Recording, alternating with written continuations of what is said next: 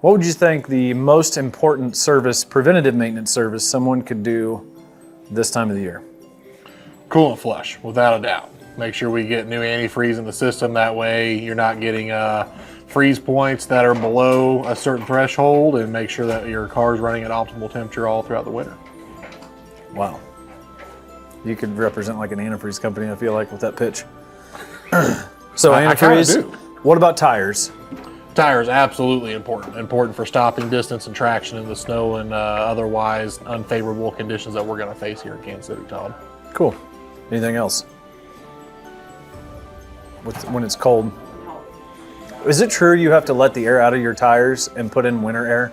Absolutely. Oh, okay.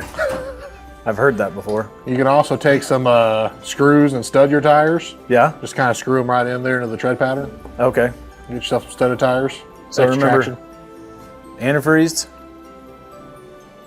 screws in your tire, Winter put in winter air. So you just drain it down, fill it up with colder winter temperature air. But make sure you come to Gary Crossley Ford for that. Yeah, Zach will do it. Very reasonable price too.